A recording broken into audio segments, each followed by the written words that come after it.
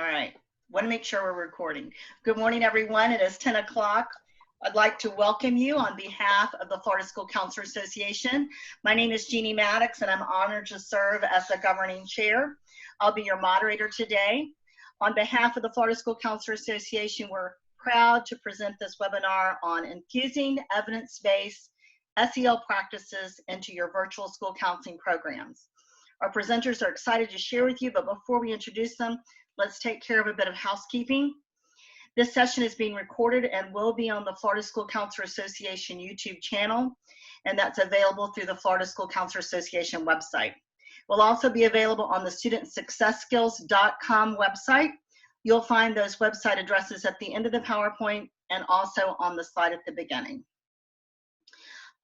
Please leave your microphones on mute so as not to create feedback, distract our presenters, or disturb other participants. The content portion of this webinar will last about 1 hour, and our presenters will take your questions at the conclusion. You're invited to post your questions in the chat box throughout the presentation. We'd also ask if you wouldn't mind putting your cameras, turning your cameras off so that we can focus on the presenters as they speak. If you would like to move your gallery view, you can just hover over that and move it to the far right so you'll be able to see the PowerPoint more easily.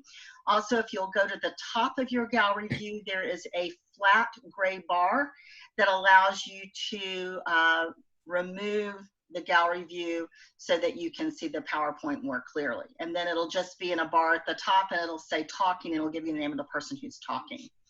All right, so now to our introductions. Presenting today is Dr. Ellen Chance, a core faculty member for Capella University in School Counseling and Human Services.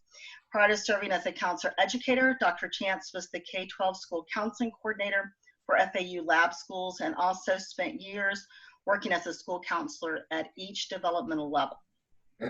Also presenting is Christine Abreu. She is the elementary school counselor at A.D. Henderson University School.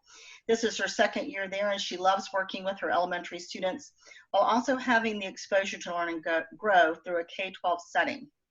This year, she's working with middle school students, and while different, she's found the experience valuable in truly understanding needs and development across ages.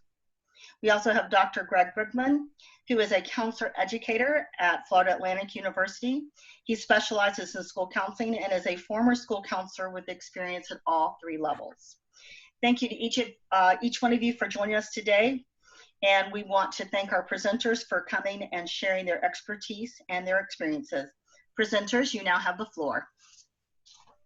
Thank you so much, Jeannie. Before we get started, we want to thank Florida School Counselor Association for hosting today's webinar, and also to Jeannie for helping us navigate the system. And I know she's going to be fielding questions so that at the end we have time to answer the questions that you all have. So we're going to go ahead and get started for the sake of time, and we will try and stay within the hour, allowing time for questions. You will see the link down there. Obviously, the webinar won't be available till after we record today's session, but that is the link where you will be able to view the session after it is recorded.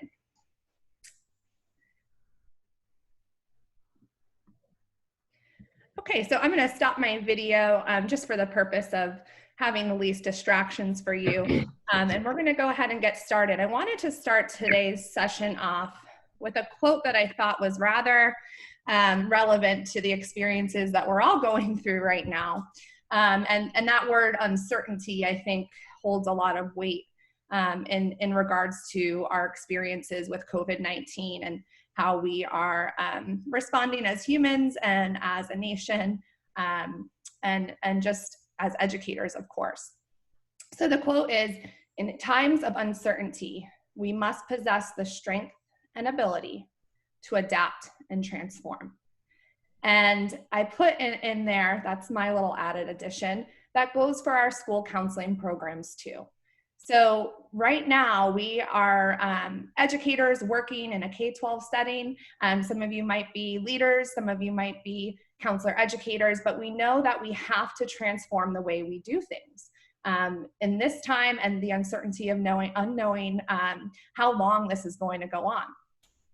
When schools began to close and educators were tasked with completely shifting their way of doing things, my very first thought was, if anybody can help teachers, staff, students, and parents adapt in this time, it's school counselors. We are prepared, we are trained to work calmly, we're prepared and trained to work competently through crisis. However, you guys are also, as school counselors, being tasked with completely transforming your way of supporting students and stakeholders. It's never been more important, with that in mind, for school counselors to advocate for their role. It's truly a daunting task, right? To think, how am I going to adjust everything I've done and transform it into this virtual way of reaching students and supporting students. But if we don't define our roles now as school counselors in this new virtual setting, we can be certain that our role will be defined for us. So today we're going to talk about the importance of continuing the delivery of comprehensive services in a virtual format, continuing to prioritize evidence-based approaches to school counseling, and we're going to share some strategies for doing so.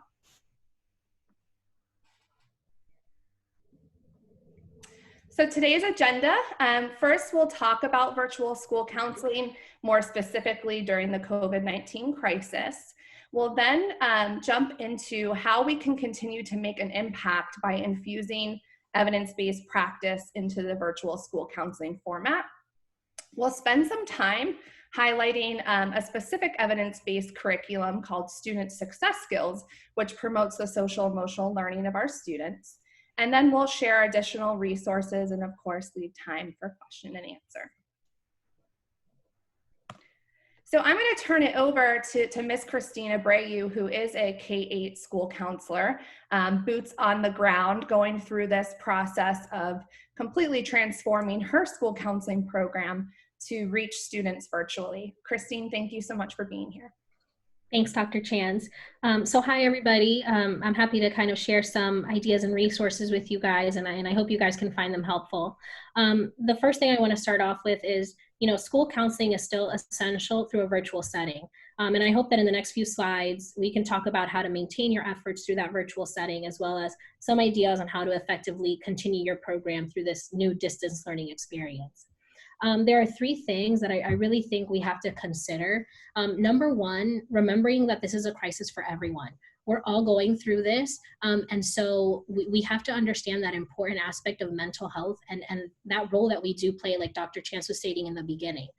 Not only is this something we're going to have to consider now, but when the kids come back to school, the families, our mental health, our well-being, we have to understand and kind of be lenient on ourselves a little bit, right? We're all going through something and a shift and a change. And so it's okay to have these new things that we're trying, and okay to mess up a little bit. And this is a new experience for everyone. And we do have to remember that for our students and the struggles that you might start to see in some students. We might have some of our high achieving students that aren't doing so well right now.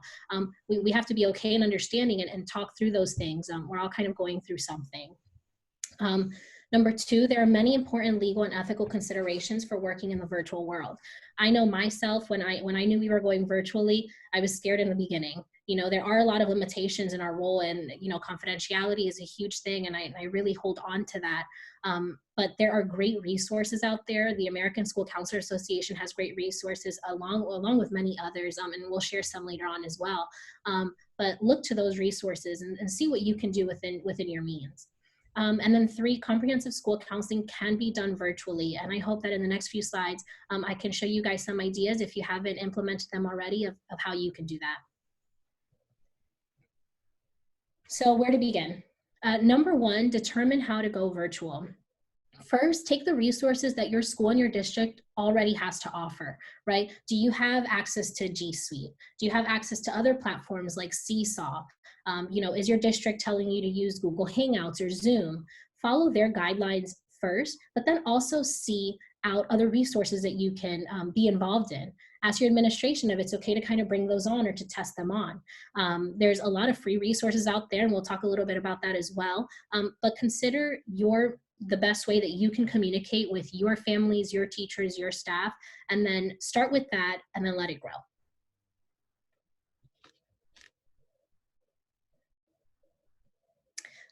Getting inspired. This is the perfect time for us to collaborate with one another, right? Reach out to other school counselors in your area, reach out to school counselor friends, to educators, previous professors, and just kind of get inspired by the things that have already been created and things that you can begin to create yourself. One that really stood out to me based on these webinars and resources that we're offering to you guys is the Ethical Considerations School Counseling in a Virtual Setting provided by ASCA. Comes in 2 parts. A very great webinar on just understanding the limitations a little bit and those ethical considerations that we still have to consider in a virtual setting. So just some great resources and tools for you guys. Creating your own workspace. I think this is so important, and I knew this was something that I had to do when we were told that school was going to be out.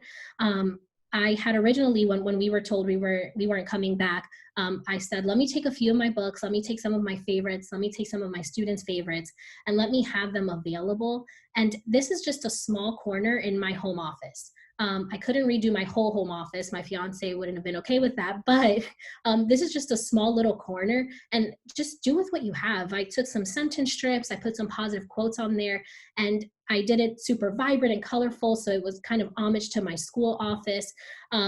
And the kids have already said, oh my gosh, Miss Abreu, that looks like your office at school, or, oh, I feel so safe there. And I think that was the purpose. Outside of that, though, I think creating a workspace for yourself is super valuable, right?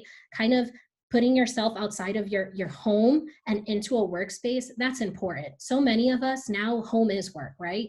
But you can create that space to kind of differentiate it. And I think that's super valuable and super important. So do with what you have, put a little book up there, some quotes, and some little things that the kids will remember, and just a way to kind of infuse both in one way. I think that was super important.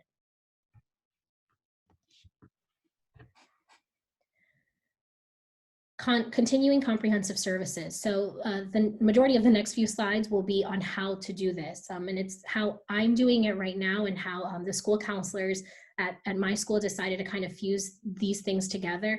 I think what's most valuable right now is delivery, right? Those direct services are the bulk of our job, and we need to continue on providing those services.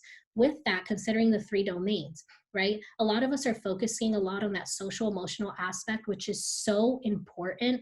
But aside from that, thinking about college and career, we have the 5th graders, the 8th graders, the 12th graders transitioning. This is a great opportunity to make or create a lesson on community helpers and how they're impacting our world right now. Talking about that, talking about academics, scheduling, all of these things that are important to students and our world right now with what's going on. But focusing on those 3 domains is completely doable still through a virtual setting. And I hope that I can show you some ways on how.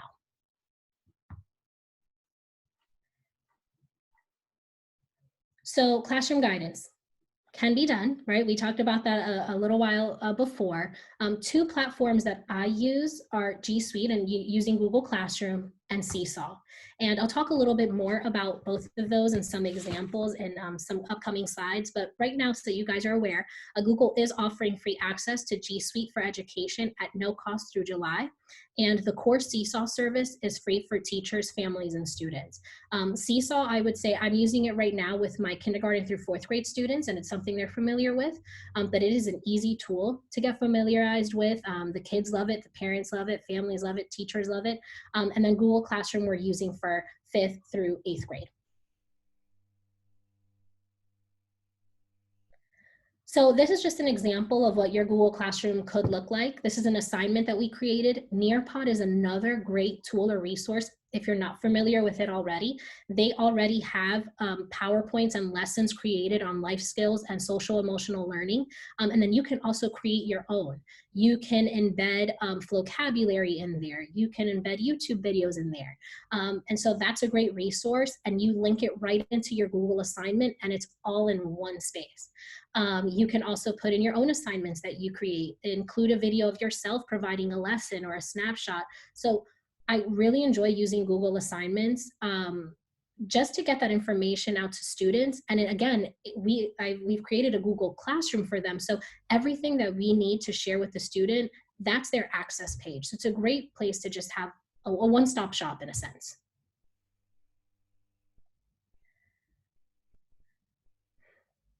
This is an example of a way that I communicate with teachers and parents. And I will say, if you're having trouble kind of connecting all of those dots, I felt this was a great tool for me.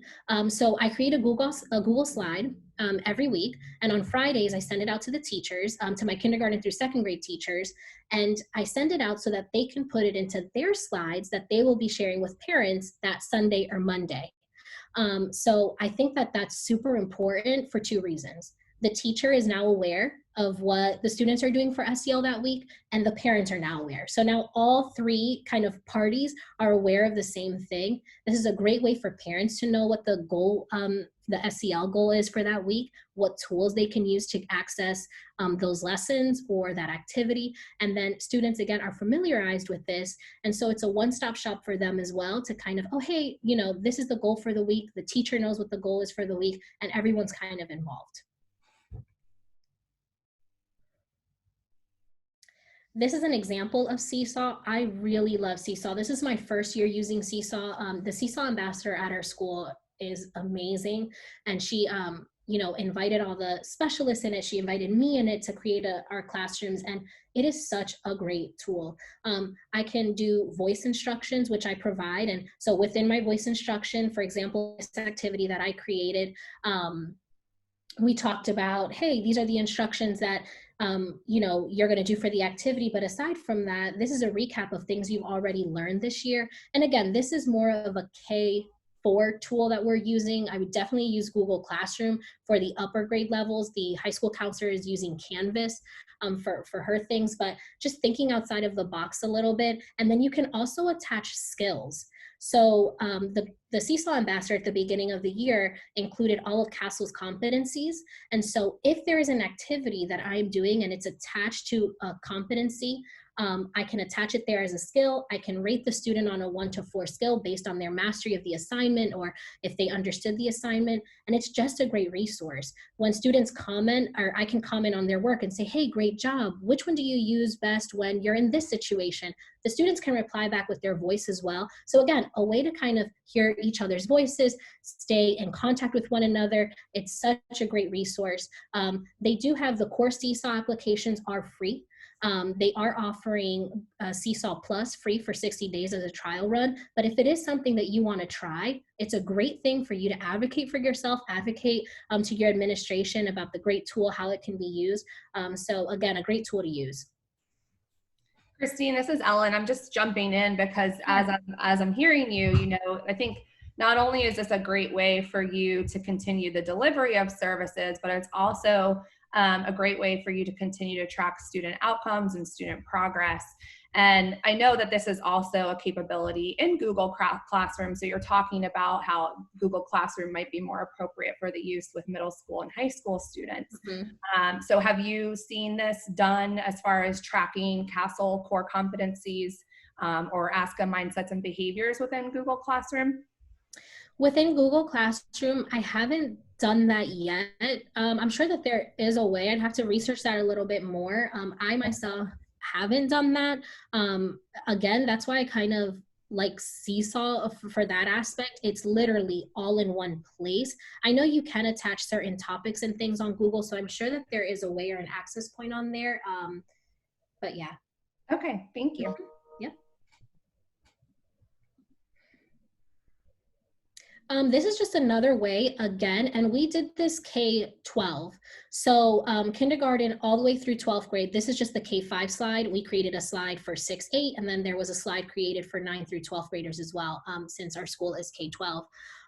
But this was just another way that we would use. So we created this right after spring break. We sent this out to all the teachers and we gave it to them so that they could put it in their slides out to information for parents if they wanted to. But again, Now the teachers have seen it, so the teachers know exactly how to communicate with you. They know your limits, they know your boundaries, right? Hey, we'll get back to you within 24 hours, Monday through Friday. So, you know, if we get an email on Saturday or Sunday, we are not going to respond. Setting those boundaries is also very important. Letting them know that to talk to their children about who their trusted adults or their safe adults are, right? In case of an emergency, having those conversations. But another way to kind of vet it through the teacher, and again, I think it's super important to do this way if you have a great relationship with your staff, because now the teachers are aware of the services and the things you're providing, and the parents are aware. Absolutely. And I know a lot of school counselors, excuse me, who are also utilizing a Google Voice phone number. You know, ASCA has made it very clear that we should avoid using our personal phones to communicate with students and other stakeholders. But Google Voice allows for you to set those boundaries, right? You create the phone, it can come directly to your phone as well. You can have the option of receiving text messages, you can have the option of receiving voicemails, but you can also set those boundaries, which, as we know, is really, really important for our well-being, our self-care, to have that cutoff time. And so with Google Voice, you can set your hours for which you accept calls. So that's also, particularly, I know a lot of high school counselors who are utilizing that, and actually utilized it before all of this started to occur. So yes. This is another example of what we're doing. Again, we started this right after spring break as well, but we're providing newsletter for parents. And what we really enjoy is the school coordinator, the school SEL coordinator at my school, and I have decided to create this newsletter, and it's K-12 comprehensive.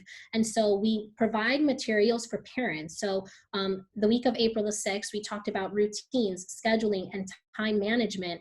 And within that, there's embedded links, resources for parents on how to help their kids, how to help themselves during this time. And then we really, what we decided with, and we thought was a great idea, was when we create the lessons, let's create lessons that go based off that same topic. So now you have, you know, dinner talk at the table, and maybe, you know, mom says, hey, you know, I just saw in the newsletter, we talked about this, and oh, you know, the 8th grader might say, oh, you know, Dr. Renee and Miss Abreu created a lesson on Google Classroom on this, and this is how it kind of connects. And so I think that's super important. And then even for high school, a great tool that's been used for high school, for any high school people out there, Nearpod has been a great tool for, they have a collaborative board. It's really cool. And so what we kind of do for the upper grade students is we invite them to watch TED Talks, read articles, and then collaborate using that collaborate board feature to see what their input or discussion is on that. So again, just a great tool to kind of infuse everything in one place for parents. They know what the students can be aware of or what to receive, and then it's also supporting them as well. And then every week, the emergency hotlines are there. I think it's important for them to see that every week, to know that there are resources available for them outside of school counseling services if they need them.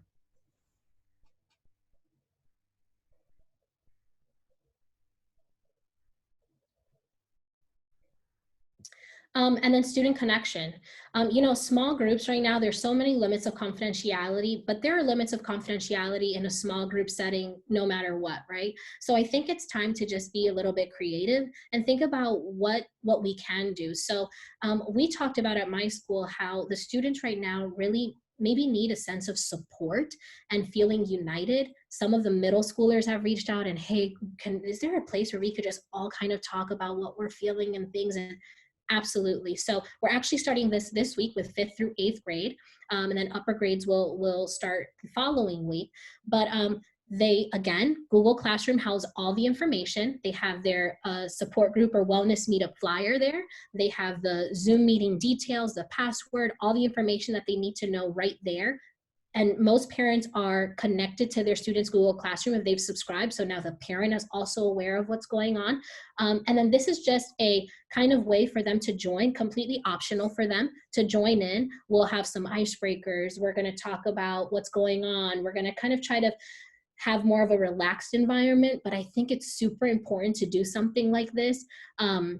especially with the year kind of tailoring off, it might not be the best idea to start, a small group next week or the week after summer is approaching. I think this is a great way though to, hey, every Tuesday we're going to meet, we're going to talk. If you have any questions, fill out this Google form or ask the counselor, if, hey, we noticed 5 students asked the same question, so we're going to start off our meetup with answering that question, or I think that that's super important. So thinking outside the box, being creative, think of a support group, a wellness meetup, something different where students can get connected. I think that's super important. Christine, I just want to, commend you for offering this opportunity for your students. I know in initial conversations that I had with you when all of this began, it was like, how do we go about bringing them to a small group setting virtually? How do we navigate confidentiality? And I think, some of the language that you're using really sets it up to be more of, like you said, meetup, right? Or more of a support system, a way to connect. So it's not implying, psychotherapy is going to be happening in this group, but it is a way to promote that universalizing, talking about the experiences they're going through or how they're feeling about knowing school's not coming back for the rest of the year. They're not going to see their peers. They're not going to have closure with their teachers. It's really important. I think connectedness is the one thing we really, really need to try and promote during this time, because there's such a disconnection and there's such a lack of closure for so many people, including the educators. So there's implications for doing something like this with your staff as well. And I know we're going to get into that, but support is needed all around. And I love how you're presenting it, you're informing stakeholders and keeping everybody involved. Yeah, and again, a free resource I used for that, Canva. So there are a lot of free things to use to create these fun little things. That's great. And then providing that individual counseling support. So what we decided to do at my school is we're doing check-ins. And so we created questions in the beginning to ask for initial check-ins, reminding them, are you aware of the school counseling hours? Again, making sure everyone is aware of those boundaries that we're setting in place. We have to do that for our own mental health. But also, hey, are you in a space with these distractions? Does your family need anything? And the reason we decided to create this Google form, and we're using this check-in form for kindergarten through 12th grade, we thought it was super important, one, to capture who's checking in, what grade level are we seeing is needing the most support, and then also, if they are saying that they're needing resources, what a great way to capture that data and then say, hey, these are the people that are needing resources. We need to connect them to outside services. So it's a great way to collect data, and then a great way to just house our information for ourselves as to, hey, who's needing that support? And when we come back to school, who's going to need those check-ins? And then I'll end you with this. If you haven't already, I think this is a great time. I know I've said being creative 100 times probably already, but what an awesome time for us to be creative and to kind of think outside the box and push ourselves into some levels of discomfort a little bit within our role in terms of what we're creating in content and how we're giving that information out to parents and various stakeholders. If you haven't created a website yet or you don't have one, this is the perfect opportunity to do that, where you can house, hey, outside referral information, hotline risk information if your family is in a crisis right now, what direct services are being offered, whether virtually or within the school. And this is a great tool to use, not just right now, but something you're going to use when you go back, hopefully in August, but just thinking about that Google website and then outreach, right? Think about how you can reach the students, book clubs. Think about reaching parents through parent talks. Think about reaching staff through virtual meetups. So you don't have to do everything, right? But start with one thing and then just kind of run with it. And I promise the experience will be great for you and your students.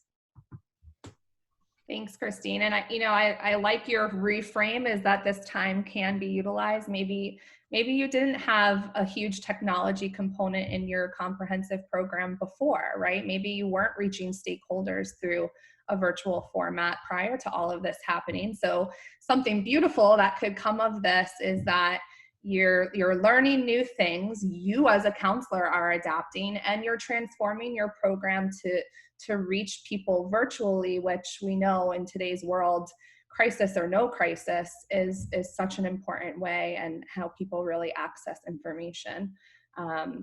So, you know, a couple of things that I really took away, Christine, is first and foremost, just how much you connected your stakeholders to everything you're doing and everything you're transforming. Teachers are informed. You're using teachers as a vessel, right, to disseminate information, to keep students and parents in the loop.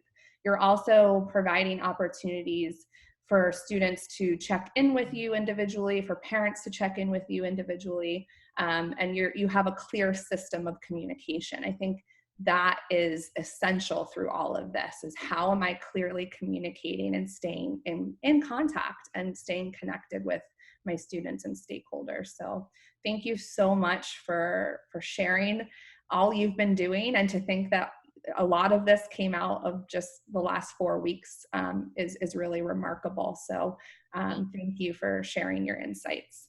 Absolutely. So we're going to shift now to talking about how to continue to infuse evidence-based practices in the comprehensive work that you're doing. You know, we're going back to that quote about uncertainty. It's really uncertain what the next few months are going to look like, right? What the next 6 months, what the next year is going to look like. And I think if we can learn anything from this situation, is that we have to be ready to transform our way of providing services pretty much at the drop of a hat. And so with that, you know, you might have had evidence-based programs you were utilizing this year. You might have had a plan for this spring of curriculums you were going to implement. You know, even in particular to some of the state statutes surrounding mental health education, all of that. I know you guys had these great plans of how you were going to support students and how you were going to do it from an evidence-based approach. So we want to spend some time today just talking about how we can continue to do that, how we can continue to make an impact, how we can continue to implement what works. And we're going to shift into exploring, in particular, why evidence-based practice, even in a virtual world, is so important. But I also want to bring it back to what Christine shared, that we're all in crisis right now. So you as a counselor are most likely navigating many competing demands right now for personal life, work. You know, I know a lot are parents with children home that you're working with homeschooling, and it's a challenging time for all of us. So before I even jump into this, I just want to commend all of you for all that you're doing, despite being in the midst of crisis yourself, and remind you guys to give yourself grace, to give yourself patience, and know that we're all trying the best that we can possibly do given the circumstances. So if we start to look at evidence-based practice, we know that it's a practical process for using evidence to determine 3 critical issues. First, what needs to be done? So what do my students need? What is my program really going to provide? And which interventions should be implemented to address those needs?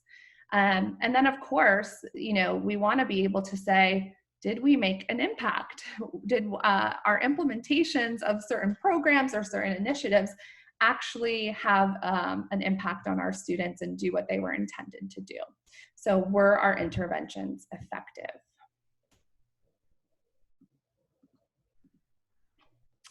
So we're going to focus today specifically on social emotional learning. And the reason we're doing that is, of course, you know, academic development is critical.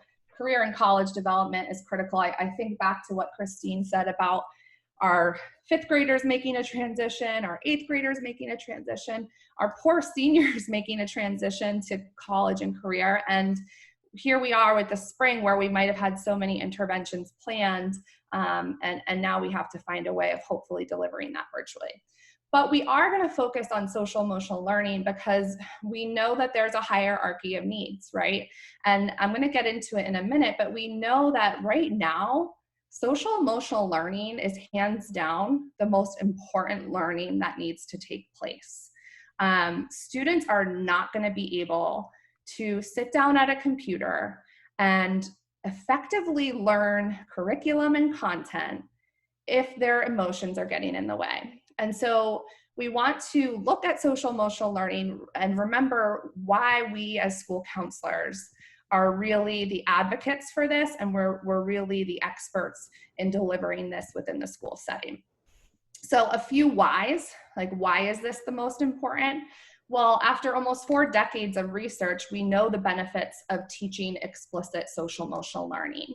So improve academic achievement is one, decrease conduct problems, improved classroom behaviors, reduce depression, sadness, an increase in overall emotional well-being, improved emotional literacy, self-management, and problem-solving skills.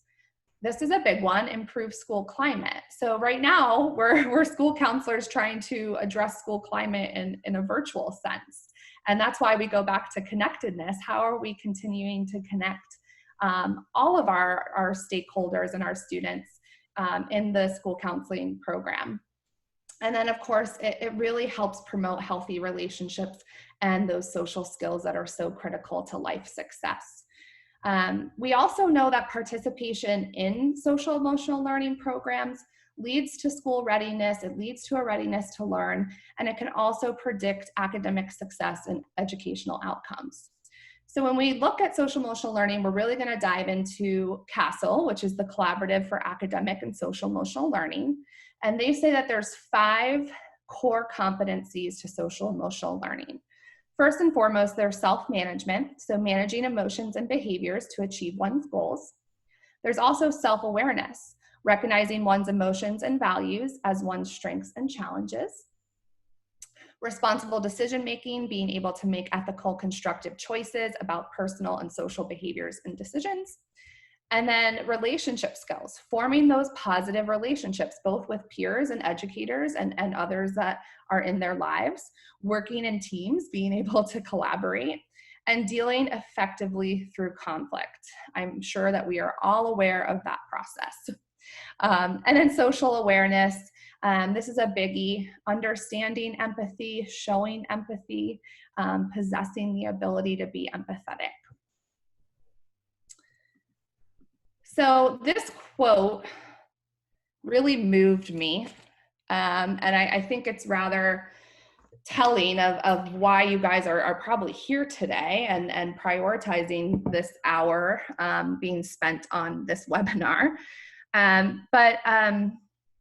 Christina Cipriano, she's the director of research at Yale Center for Emotional Intelligence, and she was quoted in the article linked below about why social emotional learning is so critical during COVID-19. And she was quoted as saying, "It's a daunting reality, no question, but the worst thing we can do for our teachers, students, and families is to deprioritize social emotional learning during the pandemic. It is next to impossible to expect teaching and learning to occur in a crisis without attending to our emotions." So this obviously has such vast implications for us as school counselors and leaders of social emotional learning in schools. And we know that this starts with promoting the social emotional well-being of our staff, our faculty, our teachers, of ourselves, being able to model that and being able to provide explicit, direct instruction on social emotional learning. So there's that modeling piece, there's that let's prioritize social emotional well-being for all of us that are working with children, and then let's explicitly teach children these skills. Let's promote these skills in the work that we do. And so this can be teachers implementing social emotional learning practices within their virtual teaching and you supporting them in that effort. And this can also be you continuing to prioritize evidence-based social emotional learning, even in a virtual format, not knowing really how long we might have to have virtual learning as an option for students. So how do we go about evidence-based school counseling during COVID, right? We're all trying to manage this crisis together. We're all trying to do the best we can. And this is gonna be a complete shift. And so the first priority is to determine the priorities and how have they shifted? How have they remained the same during this time? It's really important to reassess the needs. If you guys gave out a needs assessment to your student population, I think we know with 100% certainty that the needs have changed from August. The needs have changed from December. And so it's important to assess the needs as they are now. And doing that using various forms of technology is really helpful, right? So sending out a teacher needs assessment, sending out a parent needs assessment, a student needs assessment, utilizing tools such as Google Forms to do so would be a really great first step. And then based off of those needs, you might identify some evidence-based programs that can help you in this process. And when I say help you, I mean, you're not having to pull thousands of different resources, hundreds of different resources together. You're not having to reinvent the wheel because there's something already out there that shows evidence of being effective. So how do we go about that, right? How do I utilize an evidence-based program virtually? And we're going to talk about that today. Maybe you already had evidence-based programs lined up. Maybe you were in the middle of delivering evidence-based programs when this all occurred and schools closed. So we're going to talk about how do I now shift those priorities and those programs to be delivered virtually. And then just a reminder that, you know, as we move forward, we really can utilize academic, college, career, and social emotional programs that are evidence-based in the virtual school setting, but there are some considerations we are going to discuss. So I wanted to first talk about what are some ways for me to go about finding evidence-based programs, right? Do I have to go through a comprehensive literature review? No. Luckily, there's many resources out there that have already done that for us and that have already pulled together such wonderful resources, and they really are accessible to us from various sources. We're going to spend some time particularly talking about the CASEL program guides today.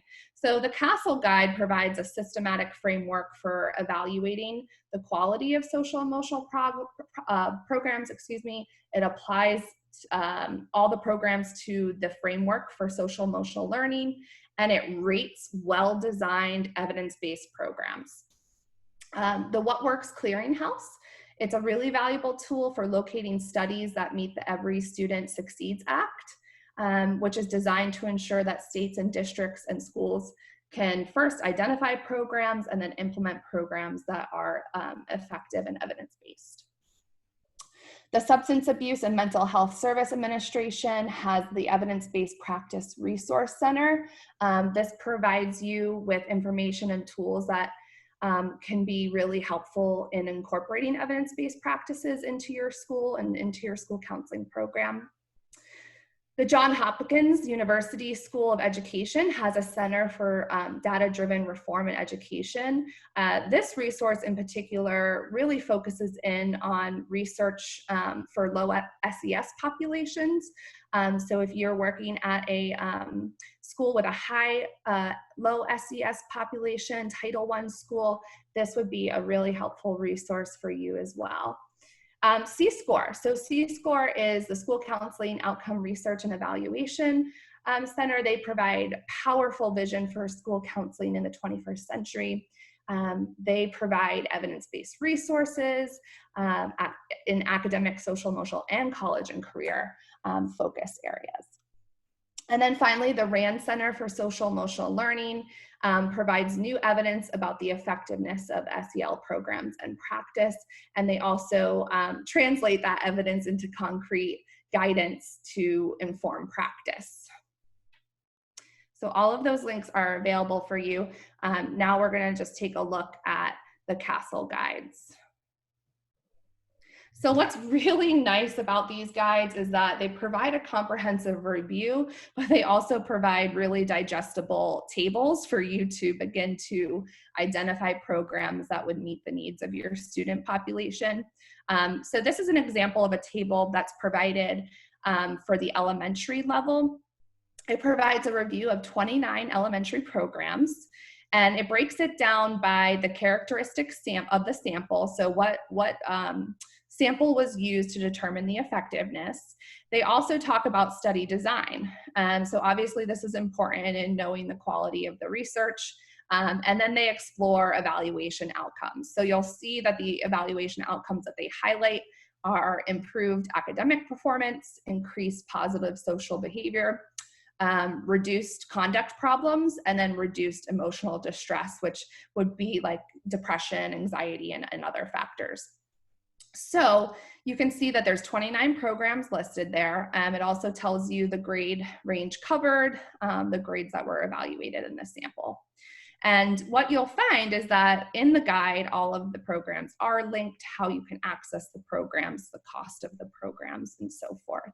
So this is a really nice, as I said, it's kind of a digestible way of looking at the programs that are out there. They do have program guides for middle school and high school as well.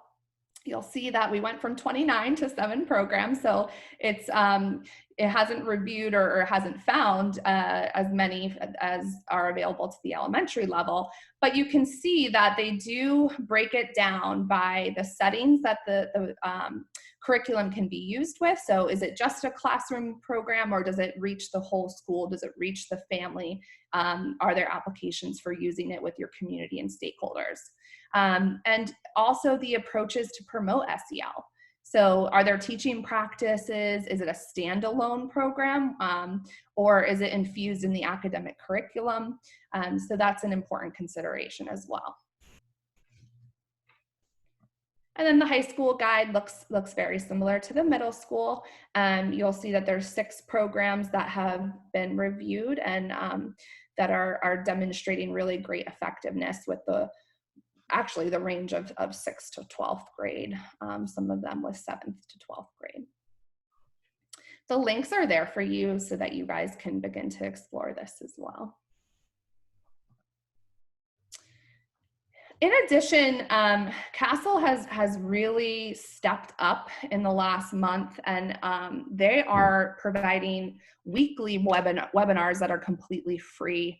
I've participated in some of them, and I will speak to them that they are really valuable, and I appreciate that I've spent my time on them because I've taken a lot of resources away to how to support parents and caregivers in this time, which I think is one of our biggest areas for promoting student well-being in this time, is also promoting parents' well-being, parents coping, and providing them with the tools and resources. So check out the resources that are available to you. You know, I think of Christine's newsletter, and I think of how valuable would it be to share some of these resources in newsletters that go out to parents. Also supporting our educators and supporting them in promoting social emotional learning, even in the virtual format. You know, giving them resources and tools to be able to talk to students about coping through the COVID-19 crisis is a really important role for us as school counselors as well. So now I'm going to turn it over to Dr. Greg Brigman. He's going to talk about the student success skills line of research and curriculums and talk about how these can be implemented virtually as well. Thank you, Ellen. And thank you both, Christine and Ellen. Super job. So many good resources you're sharing.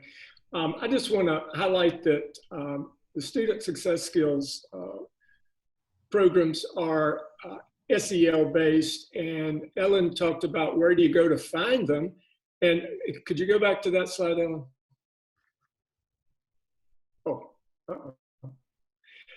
this is where you go to find them, SEL, evidence-based programs. And I'm happy to tell you that the student success skills suite of programs are in all 6 of these guides to evidence-based programs.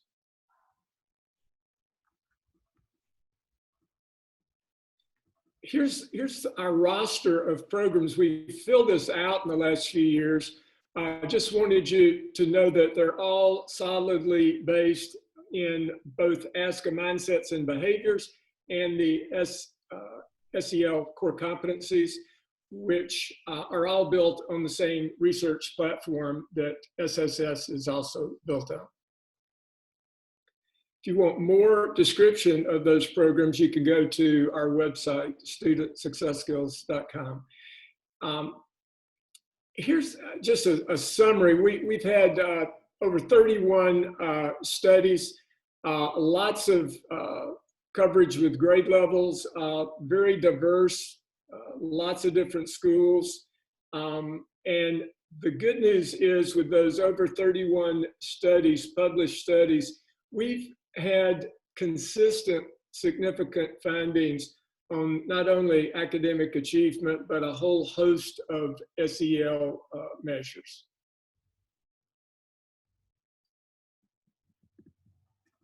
And we've broken down the SEL and academic findings under the 3 categories that ASCA organizes their mindsets and behaviors around: the cognitive or academic learning skills, social skills, self-regulation skills. What is, I think, impressive is that with evidence-based programs such as SSS, you get a range of impacts, not just in achievement, but also in all of these other important SEL measures.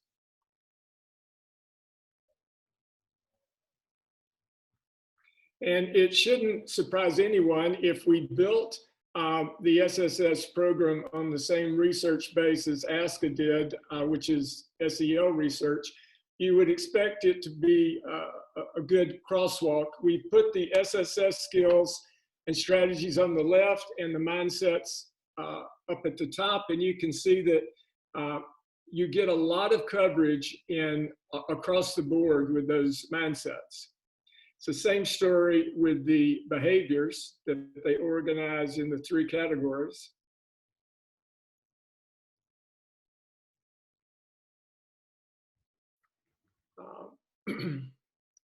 You have, again, SSS on the left, and in this case, ASCA social skills across the top.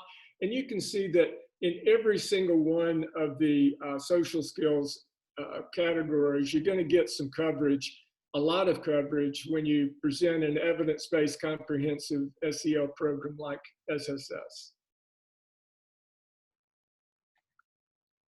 And same with, of course, self-management. It would be the same with the learning skills too. And again, it's no question why that happens. We've mentioned a couple of times that SSS is an SEL-based curriculum, so you would expect with the 5 core competencies that CASEL has, which are listed across the top, that the SSS program would show up in all of those categories quite frequently. So we really have great coverage, whether you're measuring success with the SEL CASEL competencies or the ASCA Mindsets and Behaviors. You're going to get good results when you use an evidence-based SEL program like SSS. So what's new? One of our exciting new programs that really directly crosswalks SSS with CASEL's competency is our new SSS for SEL Success. We're really excited about that, co-developed with Dr. Melissa Mariani here at FAU. And then our 2 new elementary programs we're also very excited about, co-developed with FAU faculty, Dr. Elizabeth Laris. The thing that's new with the grade 4 and 5 SSS classroom program is that it switches to a 30-minute versus a 45-minute weekly lesson. There are 8 30-minute lessons versus the traditional 5 45-minute SSS lessons. And we're excited to have that in our repertoire now. We have two more, a Student Success Skills 2.0 co-developed with Dr. Michael Kane. And that one is an exciting addition. It adds EQ and the growth mindset material, and also has an exciting new problem-solving model embedded in that. And the new college career success skills, by the way, both of these are, well, the SSS 2.0 is for middle and high school, the CCSS for high school. And whether you're preparing your upper grade students to transition to college or using it with dual enroll students, this classroom-based program is a great way to get them familiar with the resources and the transitioning challenges of moving to that next step for post-secondary training. And we're excited about just this year, our first study on our college career success skills has been published. And so we're starting to roll with the new programs, getting some research out on those.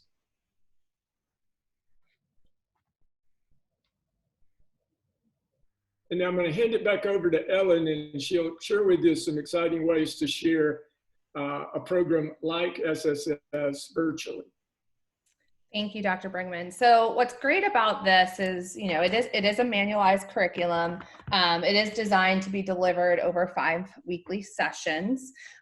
So it is brief in nature, which is wonderful. And I want to point out too, is that you might already have this curriculum, and even if you're not taking it through an entire lesson, you could still utilize some of the techniques, the resources that are available in the curriculum, and implement those specific targeted interventions. But let's say you are in the position where you do want to deliver weekly lessons, you want to have that weekly connection with your students, and you have the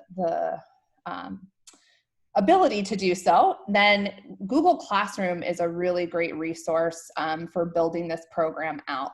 Now, I want to preface this that Student Success Skills is allowing school counselors to take this virtually, and they're supporting school counselors in taking this virtually, which is really great.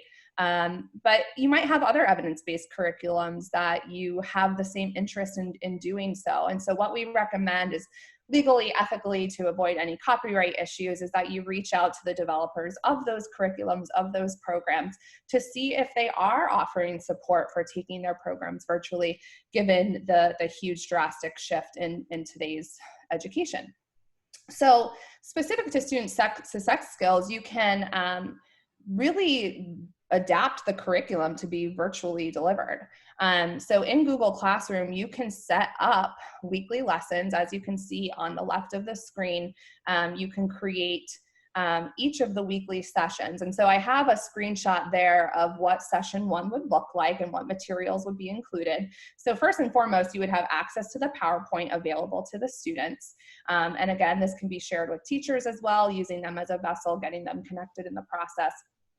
And what would be ideal is that you're offering a live session, if you have that capability, to the students, and having that interaction with them. There are many tools that can be utilized. We're in one right now. We're utilizing Zoom, which could be a really effective way of delivering the curriculum live. But if that's not an option, it can also be a recorded session. But really bringing your face to it as a school counselor delivering the curriculum is key. So you do want to have a video uploaded to your Google Classroom of either a recorded delivery of the session, or you can record the live offering. You'll also have the PowerPoint lesson available, and then you would want to upload any resources and handouts that are found in the manual. And again, those can be scanned into the Google Classroom.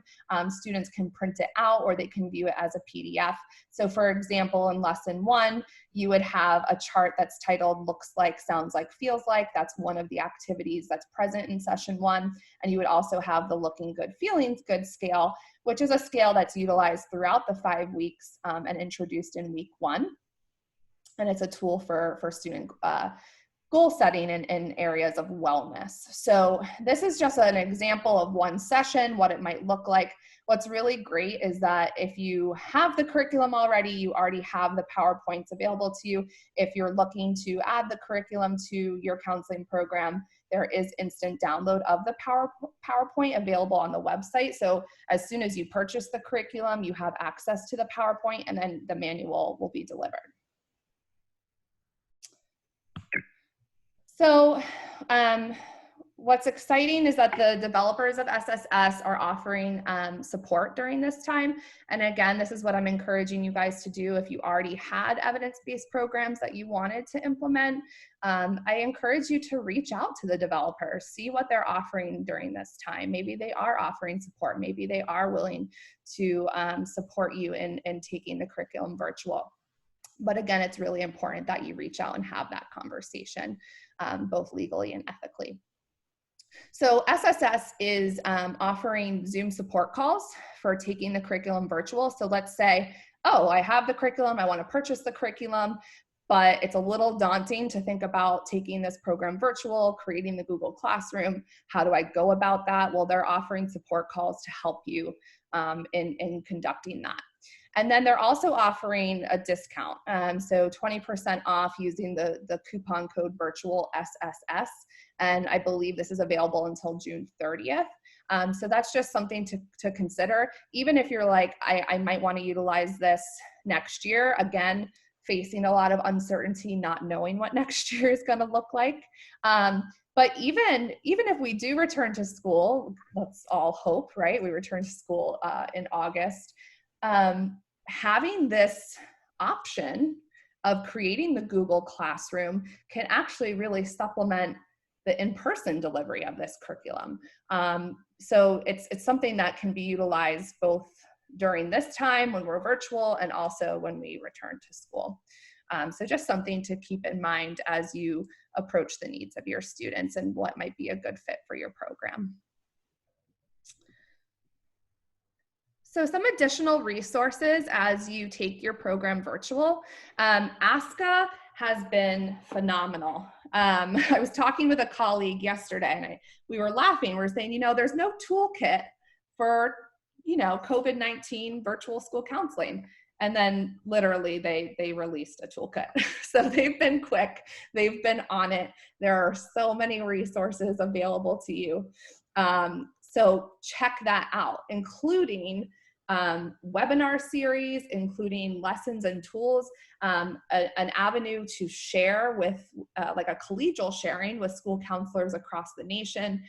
So on ASCA Scene, they have the option of sharing virtual school counseling lessons and tools. They also have a deeply discounted rate for their ASCA Youth Specialist trainings, which I highly encourage you guys check out. Definitely something great for your professional growth, your professional learning, and also your resume. So check those out. I think they're $29 right now. They're typically $99. So it's a very significant discount. FISCA, who has graciously hosted this webinar today, thank you so much. They have a needs assessment available. And if you haven't taken that yet, if you are a Florida school counselor and you are a FISCA member, please take the needs assessment, because that is going to allow the association to help you based off of your needs as a school counselor. They want to know how to best support you. One way they're going about supporting you guys during this time is offering Zoom weekly level sharing. So they have elementary sharing, middle school sharing, high school sharing, and they even have opportunities for counselor educators, which I thought was phenomenal. So in order to get the link for the weekly sharing, you just have to reach out to your district level school counselor. They have all of the information and can provide it to you if they haven't already.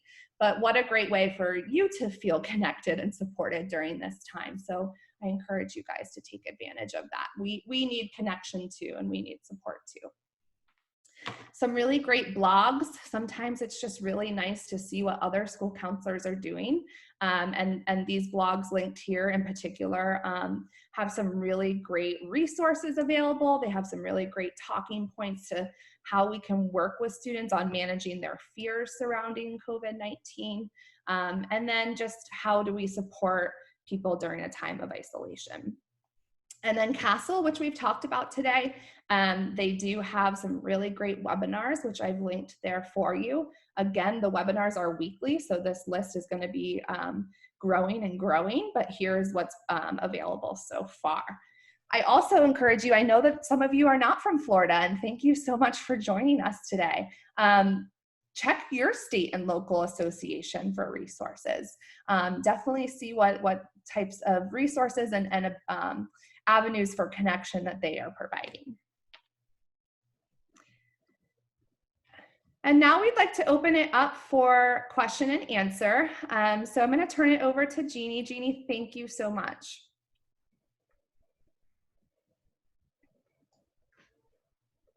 Thank you. We appreciate each of you, Ellen, Christine, and Greg, for sharing with us today.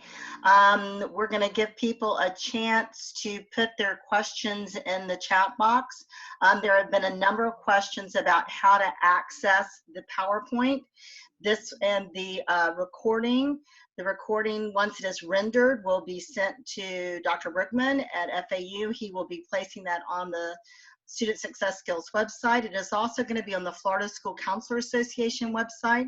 You'll be able to access that by going to Florida School Counselor Association, going to Professional Development, clicking Webinar Replays, and you'll find it there once it has rendered. And then, Ellen, we need to talk about how individuals can get a copy of the PowerPoint. We have about 500 people that have sent me their email. It will not be possible for me to email everyone because all of your emails are scattered throughout the chat, but we will maybe talk about a bit.ly link or something like that where you can drop it in and people can access it.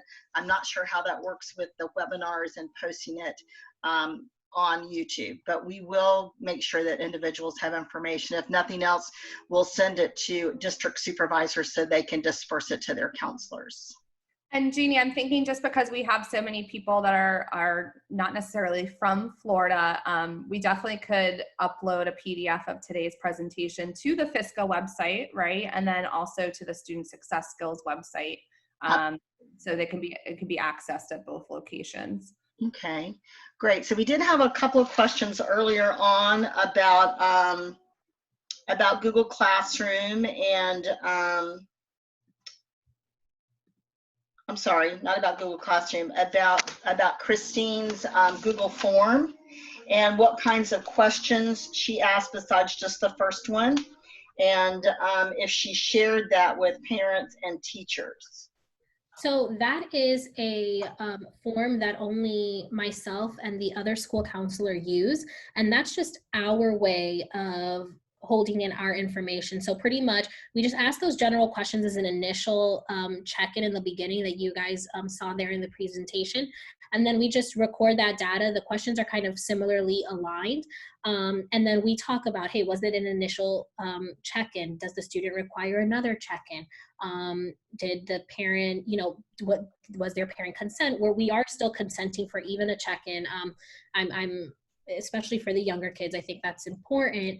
But that's kind of how it proceeds. But that's just our own Google Classroom that we created, that we house in all the information. And then if there is a family or student that expresses, financial concerns, need, or something else, then we, at that point, we would then offer those resources to the family and the parents.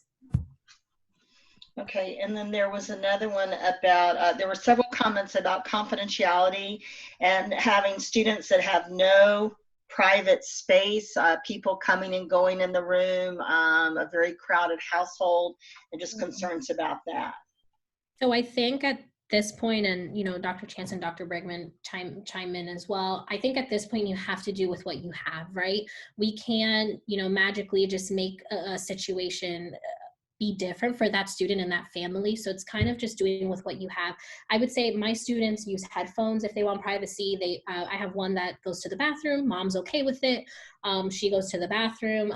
So I mean, it's a place where that student essentially feel safe. Sometimes I know like using the comment box sometimes for them is like their safety net, especially the older ones and things like that. But I think just doing with what you have, you kind of just, again, be flexible. There isn't no set way of kind of answering that question because it is so different for everybody right now. Yeah, I agree, Christine. That's exactly it. We can't change the circumstances, and there's going to be limitations to confidentiality, and that's something that we have to approach mindfully. I think just as we have group norms, just as we have norms in working with our students, the headphones is a great first start, and just kind of having that norm communicated. Also communicating about confidentiality, speaking about it openly. I've talked to school counselors who are like, a lot of the concerns that students come to me for are related to their parents or related to family. And now, they're home. And so trying to talk to them in their home setting might not be the best idea, right? So it's about also connecting to appropriate resources. It's about, knowing what's a check-in on a student and just providing support versus providing, counseling on a related issue that might not be appropriate. And I did, Jeannie, if I could answer a question, I had saw a few kind of scrolling back about just overwhelming the parents, and they're already overwhelmed with technology and assignments and things like that. The school counselors, we're offering these as options and optional assignments, right? So we still want to continue. I gave classroom lessons in school, and so I wanted the students to continue to see that. With that being said, in the beginning, I think like, especially at the middle school, we had, I think like 20 something kids turn something on Google Classroom. This week, last week, I think it was 102. So I think you'll start to see a slow rise, and it's nothing that we're mandating or anything like that. We're giving that information out to families and things like that. And again, we're not bombarding them with more emails. And that's why I say it's a good tool to use the teacher already, because the teacher is already sending that information out. So kind of vet yourself through that option if you can. But that's the way that we're kind of sending out information. So we're not bombarding them with more emails, more information, and that. So there's one access page. And then, yeah, just kind of doing it that way and offering it as an option. And I promise that you will see the numbers start to grow a little bit. Like I said, they started off, not everybody was doing it, which we knew was going to happen, but slowly the numbers have been creeping up. And it's because students are finding it as an outlet to talk to one another, to kind of talk about something outside of the overwhelming, things that have been academics lately at home. It's a really great point, Christine. And I think making it optional also takes away that feeling of this is something I have to do, and creates that this is something I want to do, which I think, that holds a lot of weight. So I saw a question in the chat box related to, receiving verbal parent consent instead of written consent. And I'm going to, definitely defer that question because it might look very different based on your site, based on your administration, based off of your school district. So that's definitely a question you would want to consult with your administration on, your school district leaders. And of course, we recommended you guys definitely partake in the ASCA Ethical Standards webinar, which it's now recorded. It's available and free to everyone. Dr. Carolyn Stone, I believe, was one of the leads in delivering that. So there's 2 parts. If you have not already, please take the opportunity, take the time to access that free webinar.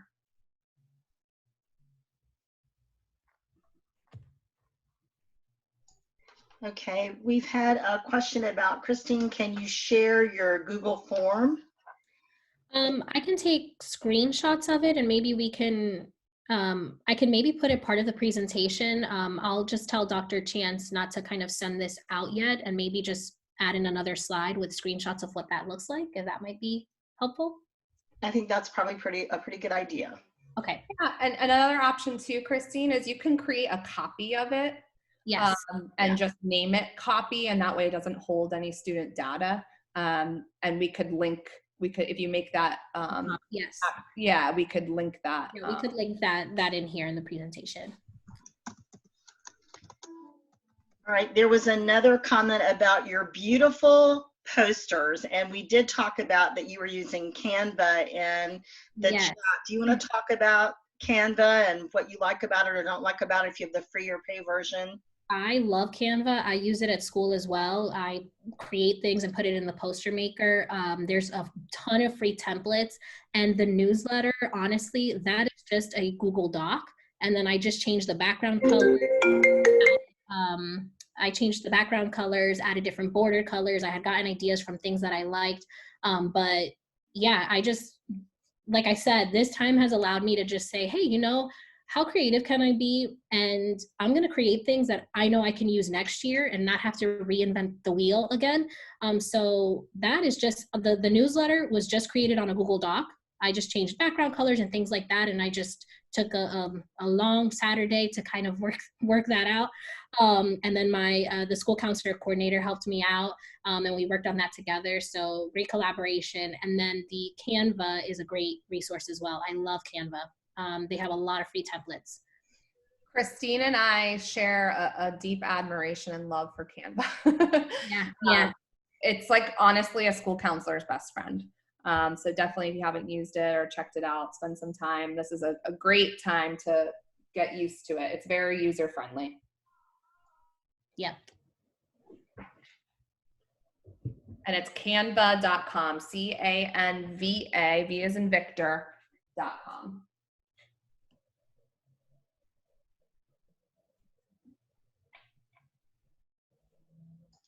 Okay, so we have a question for Greg. Have they worked out actually delivering programs? People who order, they have a history of not delivering orders, not responding to calls or emails. Greg? Unfortunately, we did have a period where we were having some problems with our old website. We have rebooted that and have a new website now, and I believe our feedback and turnaround time is very quick these days. So give us another shot. All right, thank you. And then we have a counselor in Ohio who says that they put out an emergency rule in our state laws about verbal consent. It is focused towards clinical counselors and therapists. My district has pointed us to follow the state guidance on telehealth consent. And I think it's important that we remember that we follow the guidelines for our district and our state. Yes. Yes, I would agree. I think you have to follow, you know, your school and your district's guidelines first. And then just, you know, regarding verbal consent, I like to always err on the side of caution. So whether that's an email response back or something like that, I would kind of rather myself have it in some form of writing. But again, yeah, just refer back to, you know, your district and things like that. We also had someone ask about the ASCA ethics webinars, and if you're interested in those, you can go to the ASCA website. They're free right now, and you don't have to be a member, and you can click on those and or see those recorded versions of those webinars. So just go to the ASCA site to see those. And yes, there is a free version of Canva. Do we have any other questions? I'm looking.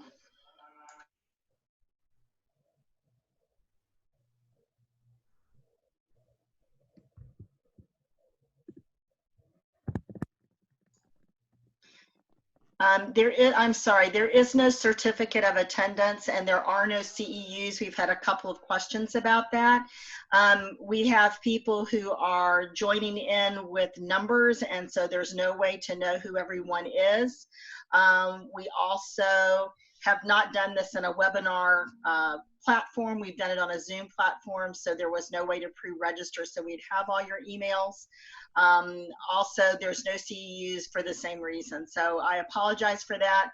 Perhaps in the future that's something that we can work on, but for now, I'm sorry, there are no CEUs and no attendance certificates.